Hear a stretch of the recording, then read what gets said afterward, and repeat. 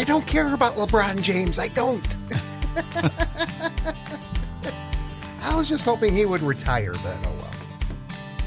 We're not retiring, so let's go. Good morning and welcome to Nature Watch. Nature Watch is sponsored by Waddell's Nursery, Floral Garden, and Bird Center at the corner of 12th Street and Millam Road. And now your host of Nature Watch, the one, the only Gary Miller. Good morning. Good morning. It is beautiful outside today. Yeah, it's nice and comfortable out there, though it's going to get warmer this next week again. Yeah. And I was just looking at after listening to Scott Larson's forecast and looking at some of the other forecasts, it really varies quite a bit. There's a chance of like 40 or 50% chance on some of them for tomorrow, some chance of rain, maybe 40% chance on Monday. Uh-huh. And some of the others were saying like 30 or 40% chance. I was actually looking at the National Weather Service, and they're saying a chance of 60 to 70% Sunday night into Monday. Okay. We need the rain. We need the rain very badly.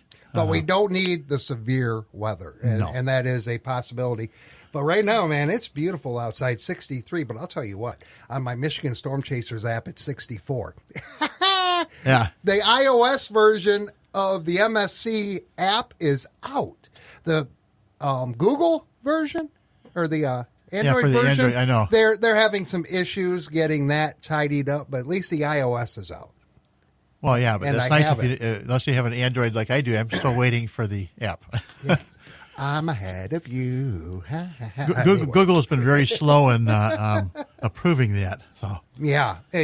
Oh, well. It'll get there. We've been waiting very patiently for a long time, so it's a little more wait. Yeah, I haven't really messed with it too much yet. I just wanted to get it downloaded and all of that. So that should be neat because you can link in with their live streams and everything. Yeah. Instead of having to hunt through Facebook and trying to link up that way. So right, exactly. It'd be nice to. Well, they're also on YouTube. And I do have them in my, I have them under subscription on YouTube, so that's an option to do as well. So it'll be nice to have that up and running. So on the way in this morning, I saw a very large gaggle of geese in one of the fields. Actually, a wheat field that had been harvested. And about the biggest one I've seen so far this year. So they're starting to flock up a little bit. And actually, I'm going to talk about some of the birds that have been around. Talking about rain, too, we need the rain. The drought monitor, we decreased our conditions a little bit as far as getting towards the better side. We're actually going towards the worse side, more dry. And that western end of the Upper Peninsula is now in, that little tip, sort of that arrow pointing towards Minnesota and Wisconsin, is in a severe drought condition. Oh. And then there is a moderate drought, and then the rest of the Upper Peninsula that is in the drought condition is in the abnormally dry. So down around Marinette, so they're along the Menominee River, and then over by Tequamanon Falls and Whitefish Point all the way over to Sault Ste. Marie, they're all in that abnormally dry condition. So we're now at 10.1% of the state in some sort of drought condition. I'm kind of surprised about that because last week is the Upper Peninsula had a series of storms come through. They did, but their soil is so dry up there, and they've been so dry, and it's somewhat like some of the areas that did not come out of the drought condition were sort of skipped by these storms. Oh, and by the way, we can add to our tornado total courtesy of the UP because 3 tornadoes have been confirmed from last week in the UP. Yeah, so we're at like 26 now, I think. Yeah, something like that, yeah. I think I said 26 and 26. So. 26, 27. Yeah. Then again, I don't know if the Bananas play at 3 Central or 4 Central or 5 Central or whatever. You know? I was actually surprised we didn't see more drought conditions down this part of the state because it is very dry out there. And we need some nice slow-soaking rain, but we actually need several days of slow-soaking rain just to get that ground moisture replenished. So do a rain dance. We need some rain. So at least I'm not dancing today. I've had enough cardio. I had to go back to the printer 3 times because I kept changing the sports report. So some of the things I've noticed this last week, purple loosestrife is starting to bloom. And little story, 41 years ago, I remember going through Ontario and seeing this wonderful purple-looking plant in all these ditches and wetland areas blooming about this time of year. And I'm like, wow, that's a really neat-looking plant. What is it? They hadn't made its way to Michigan yet. That was in 1985. By 1986, it was in the eastern side of the state, and it spread very, very rapidly. One of the few things that can choke out cattails. Okay. Which is saying a lot. Okay. So if you see some purple loosestrife, if you have a chance, take off those flowers, take a nice bouquet inside so they don't form seeds, and then you can admire the flowers, and then they don't form seeds, and maybe we'll slow down that spread. Yeah. Seem to be slowed down somewhat because I know they've been using some natural predators on those. I guess predator on a plant. So that's been helping to some extent, and trying to keep that population down because a plant can develop as much as 1 million seeds, and those little seeds float all over in the water, and then waterfowl are in the water, and they go from body of water to body of water, and they spread that seed. So if you have a chance to thin that out, that would be fantastic. This last week, actually last Sunday, I was relaxing a little bit and glanced out the window, and I saw this flash of yellow go into one of our shrubs, and I'm like, that didn't look like a goldfinch. So I had to patiently wait, and lo and behold, it took me a little while to identify, but it was a northern yellow warbler, and looked like it was a female. And when I saw it moving around, I could tell by its action, warblers have a distinct way of flitting about, and actually we've seen it several times. So I'm guessing they had a nest somewhere nearby, which was pretty neat. So we'll have to watch more for those. Some of the rare birds sighted, and that's actually what I wanted to talk a little bit about. This last week in southwest Michigan, the stilt sandpiper in Berrien County, the white rump sandpiper in Berrien County, the laughing gull in Berrien County, and then in St. Joseph County, Baird sandpiper. So the Baird sandpiper typically is further south. Mm-hmm. It's in its natural range. Laughing gull is typically further south. The white rump sandpiper and the stilt sandpiper nest way up in the Arctic. Oh. And they didn't say if it was a male or female that were spotted. There were actually quite a few confirmations in Berrien County for the stilt sandpiper. It breeds exclusively in low Arctic and subarctic areas of North America and winters mainly in the interior of Central South America. Its fall migration has several pulses, beginning in early July. Oh, hey, we're in July. With the adult females coming through. So I'm guessing we're starting to see the beginning of the fall migration already. Oh. And then later by the adult males, finally by juveniles. Its main southward route also passes through mid-continent, so west of the Mississippi River. So this far east is unusual too. But I'm guessing those are probably some females starting their migration heading to South America. Okay. So, all right. I thought it was pretty interesting. Maybe it helps you feel a little cooler when we got the heat this next week. Right. It fall's on its way. Right. Gee, thanks. Yeah, so's football. Man, Lions football, not too far away, and it's here. No, it is not. Anyway, this is why I come in on Saturday mornings. I get to learn things from Gary and from Andy. But what do you know right now? It's trivia time. 269-382-4280. Producer Steve, or is it Jumping Steve today?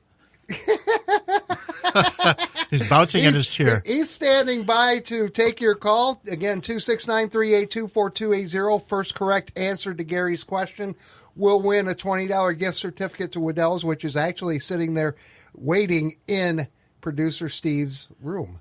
Yes. Yeah. So Steve bouncing over there, maybe we have to give him a nickname of Tigger or something. No. I was talking about, when we all came in, I was talking about my cardio. I was explaining over to the folks over on the touch about my cardio going back and forth to the printer. And Steve just mentioned something about jumping. So actually, he's now my Jumping Steve.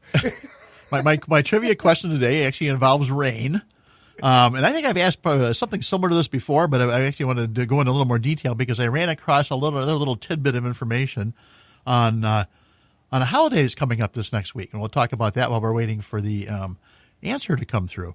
So my question today is, what is the scientific name for the smell of rain? Oh. So what is the scientific name for the smell of rain? And you, come on now, you have walked outside. It smells like it's going to rain. Yeah, and actually we're going to talk about that after we get the answer because it's a pretty distinct smell, and there's other things that actually create somewhat similar smell. So there you go. Again, 269-382-4280 once again. Yeah, what is the scientific name for the smell of rain? First correct caller, you're a winner. So actually, I ran across this tidbit because this next week, on the 29th, on Wednesday, is rain day.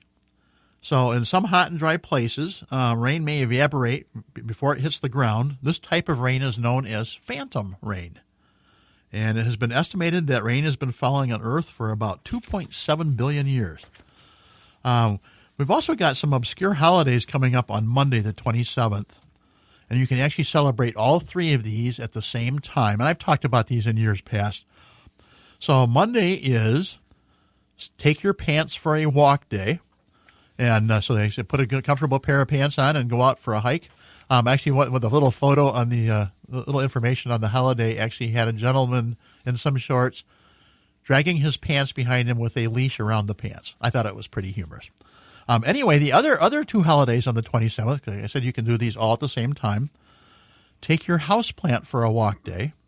And the other one is National Walk on Stilts Day. So you can put some pants on, grab some stilts, grab your houseplant, and go out for a walk on Monday.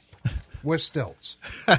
Our trivia question, once again, what is the scientific term for the smell of rain? I have it. I've got it. Yeah, you can actually find it pretty easily. I was going to actually get more detailed. I thought it was probably too much of a challenge because I was going to actually ask one of the triggers or one of the most common things that are part of that smell. But I thought it would be a little bit too detailed and didn't want to challenge people's brains too much this morning. Huh. So I did have to say, and the causes of the scent. I'm just looking at. I'm not going to utter anything out, but the causes of the scent. Yeah. So I'm going to talk about that once we have the answer. So actually, a couple of weeks ago, I was talking about some of the critters and like snakes dislocating their jaw to eat frogs and that and bigger animals. And one of my coworkers that typically has breakfast with me, in quotes, on Saturday morning while we do the show, and she's eating breakfast, said that she was sort of grossed out from hearing about the snakes eating the frogs. So I apologize to any listeners that were somewhat had their stomach turned or so with. You know what? It wasn't my fault. Or did you do that when McKinney was here? No, actually, it was several years. Actually, a couple of weeks ago, you were here. Oh, okay. So. We do so many shows. I can't remember. 269-382-4280. We are looking for the scientific term for the smell of rain in our trivia question. But, Gary, let's take a break. And hopefully by the end of the break, someone will have figured it out and we'll have a winner here on Nature Watch on WKZO. Wouldn't you love to have loads of summer blooms in your outdoor landscape without having to spend loads of time taking care of the plants? Waddell's Nursery Florist and Garden Center has some great hydrangeas that will do just that. Give you blooms galore without much effort. Waddell's carries more than 40 varieties of hydrangeas that are in bloom, and this week they're all $10 off. A new hydrangea that you won't want to miss is Centennial Ruby, with ruby red blooms that deepen in color to almost black as the flowers age. Another can't miss is Bloomstruck. With Bloomstruck hydrangeas, you'll enjoy pink, purple, and blue blooms all on one plant. For a larger spot, get an Incredible hydrangea and enjoy fabulous massive pink blooms for early summer through frost. You'll also find Pinky Winky hydrangeas, climbing hydrangeas, oak leaf hydrangeas, endless summer hydrangeas, and many more. And they're all $10 off now through next Wednesday. Waddell's Nursery Florist and Garden Center on Texas Drive at the corner of Millam and 12th Street. I like that it's local. WKZO. More local news on the radio than any other station in town. And online, too, at WKZO.com. I forgot to do that. 8:49. Cue the music. Press the button, Lawless. It's not that hard. Nature Watch continues our trivia question for today. What is the scientific term for the smell of rain? And Rick joins us this morning on WKZO. How are you guys doing? Good. Excellent. Very comfortable day today. It sure is. So what's your guess, Rick? Well, I'm going to try to say it. Is it Petrichor? Say it again. Petrichor. Yes, Rick. I was thinking the same thing. How do you pronounce that? Yeah, so it's actually pronounced petrichor. That's what I thought.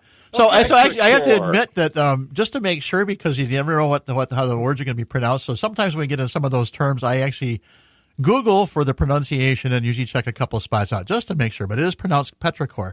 Yeah, so it was actually it's that distinct earthy scent that we usually smell with that first rain after a long dry period. And petrichor is actually a combination of a bunch of scientific or actually chemical compounds in that. And it was actually a term that was coined by a couple of Australian scientists back in 1964, and it combines the Greek words petra, stone, and ichor or ichor, the fluid of the gods.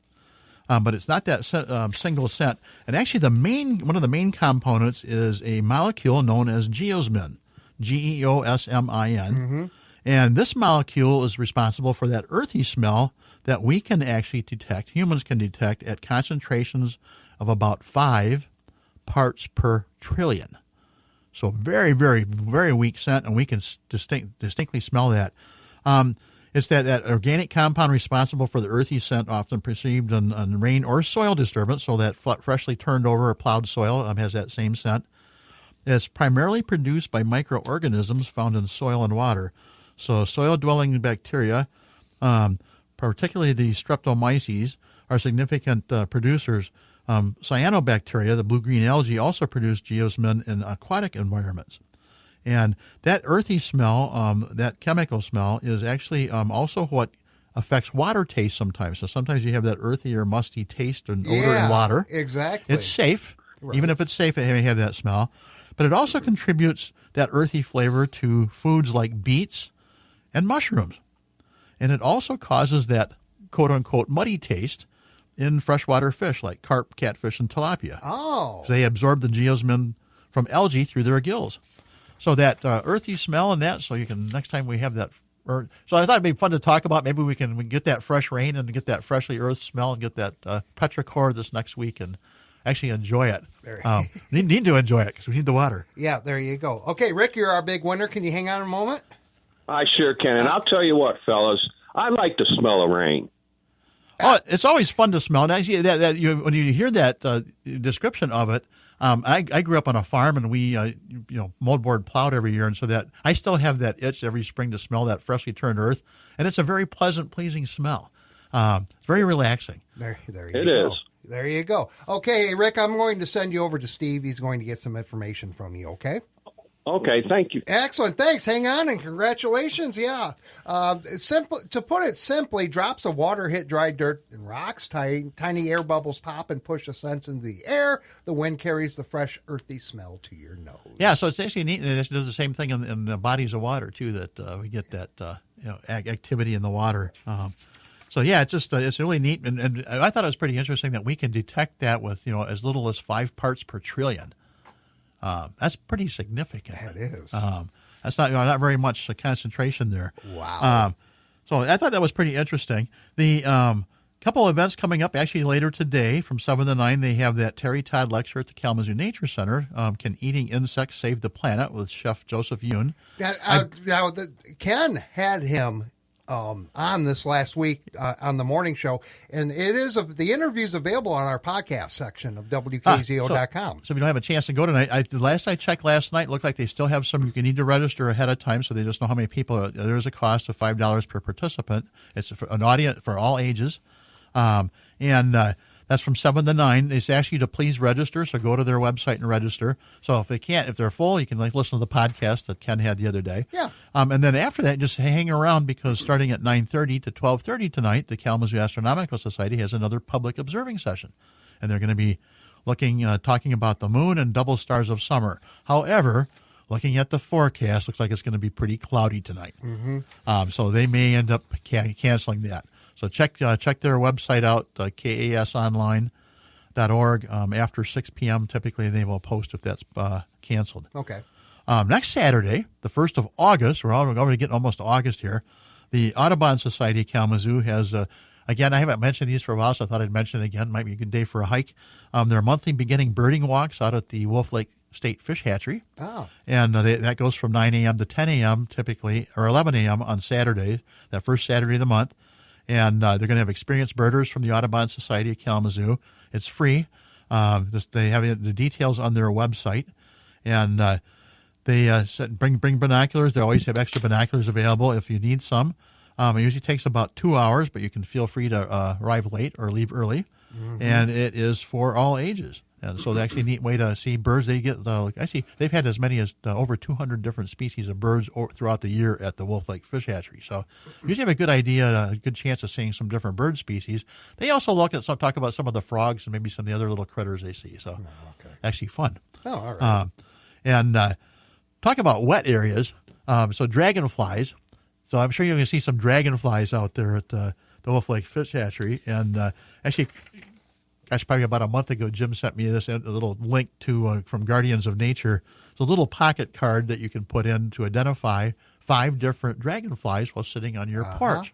I remember doing that, yeah. Yes. So I thought I'd talk about that a little bit today, too. So the 5 that you can see, number 1 is the common whitetail. It's actually quite a large dragonfly. It's got a chalk white tail and dark wing bands. So there's bands on the wing. Number 2 is the green darner. So that's the big blue-green giant. It flies high and far. That's the one a lot of times you'll see hovering around. Actually, all of them will hover around, actually stare you in the eye when they're flying around. It's actually fun to look at them. I usually talk to them, have a little chat with them. They don't talk back, but... Okay, you do you. So another one is the eastern pond hawk, and this is the male is powder blue. The female is grass green. So actually different colors between the male and female. And actually we just saw a female earlier this week flitting around our patio, so it's pretty neat to see. Oh, cool. The blue dasher is a smaller one. The wings are swept forward, and the tail is up like a headstand. So that is a little different when it lands, a little different look. And then the last but not least are the 12-spotted skimmer. So it's got 3 dark wing spots and then white patches on old males. And so those are all big enough dragonflies that you can see while sitting in your chair and enjoying a beverage or two and identify some dragonflies. Okay. And they're nice to have because one of the insects that they eat are mosquitoes. They are our friends. And so they're nice to have those dragonflies around. We've got meteor showers starting already, Perside meteor showers, and that actually started about a little over a week ago, and it goes through into August. The peak is going to be the night of August 12th, early before dawn on the 13th. And the peak is actually going to occur at about 10:43 a.m. on the 13th. Well, we're going to have sunshine, so it's going to be hard to see. But just earlier than that, and typically most times you can see most of those meteors after midnight. The concentration is a lot more. You can see as many as up to 100 or more per hour if you have a really dark sky. And get a cool night. It's nice to get a blanket and lay out in the ground, or get a zero gravity chair and lean back and just watch. Several of the websites have some places to look as the night sky moves around, where to concentrate. It looks like they emit from the Perseus constellation, which is near Cassiopeia. And so if you look at a star map, you can sort of figure out they actually don't come from that. It's actually debris from the comet Swift-Tuttle. Oh. And mostly icy. So most of those meteors, they're called meteors when they hit the atmosphere. They are actually meteorites when they land on the ground, if they do land on the ground, which is not very often. But some of those are as small as a grain of sand. Wow. And that flash you see is just them coming through the atmosphere and basically burning up. Okay. So hope for some cool nights. The mosquitoes stay away, and you can actually watch those showers and get a nice clear sky, nice dark sky. And nicely, we're going to have the new moon right around the same time, so we have some pretty dark sky. Oh, there you go. So good viewing this year if we have some clear skies. All right. Gary, yeah, we're wrapping up. You're working today, right? Oh, yeah. Okay, very good. So you can go in and see Gary at Waddell's. And thank you for listening to this edition of Nature Watch. Tune in each Saturday at 8:30 for Nature Watch, brought to you by Waddell's Nursery, Floral, Garden, and Bird Center at the corner of 12th Street and Millam Road. Up next, national and local news, and then Over the Garden Fence on 590 and 106.9 FM WKZO.